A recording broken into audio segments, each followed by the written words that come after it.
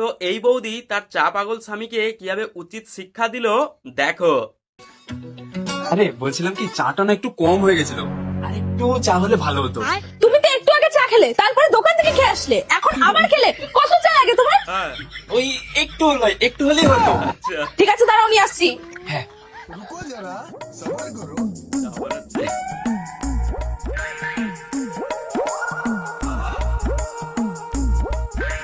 हरामी हो। Taste। এ সাগর, সাগর হ্যাঁ বল ভাই, কি হয়েছে? তোর কিছু বাকি টাকা ছিল না, সেই টাকাটা। ও ও, যাক ভালোই হলো রে, আমারও দরকার ছিল টাকাটা।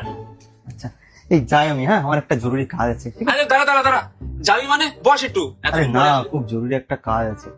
আরে তোর কাজ বাজ পরে হবে, এই তুই বস তো, বস এখানে বস, তুই একটু বস। তোর বৌদি আসছে, এক কাপ চা খেয়ে যা। জানিস তো তো সুন্দর চা বানায়, হেভি বানায়। দাঁড়া আমি ডাকছি। রীতিমা, ও রীতিমা আসছে, চাটা খাবি শুধু, মুখে লেগে থাকবে। আচ্ছা, হ্যাঁ, কি হয়েছে বলো? ও বিজন, টাকা দিতে এসছো তাই না? হ্যাঁ এই তো টাকাটা দিল আজকে, সব টাকা দিয়ে দিয়েছে। আর অনেকদিন পরে আসলো তো বিজন, বলছিল তোমার হাতে চা নাকি মিস করছে। আমাদের দুজনের জন্য 2 কাপ চা বানিয়ে নিয়ে আসো তো। ঠিক আছে, নিয়ে আসছি। আর হ্যাঁ, আমার চাই না একটু চিনিটা কম দেবে। হ্যাঁ রেগে যাচ্ছে প্রচুর। রেগে রেগে চা বানাচ্ছে। এই নাও চা।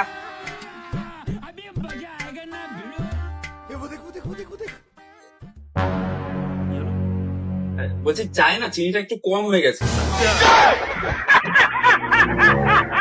না না ঠিক আছে, আমি এভাবেই খেয়ে নেবো। হ্যাঁ কিন্তু কতদিন হয়ে গেল চা খাই না। আচ্ছা, কেউ যদি একটা চা বানিয়ে দিত, খুব মিস করছি চাকে, তো বানিয়েও দেয় না। চা বানাতে যাচ্ছে। কড়াই করে চা বানাবে? ও ভাই, কত চা বানাচ্ছে দেখো।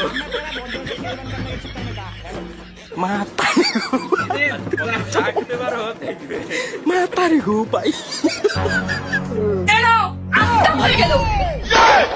আরে পরে যদি আবার চা চেয়েছো না, উল্টো করে ঝুলিয়ে পেটাবো। আচ্ছা, আজকে মন ভরে চা খেলাম রীতিমা। আরেক কাপ যদি হতো না, পুরো হাফ সেঞ্চুরি কমপ্লিট করে ফেলতাম। আজ শেষ।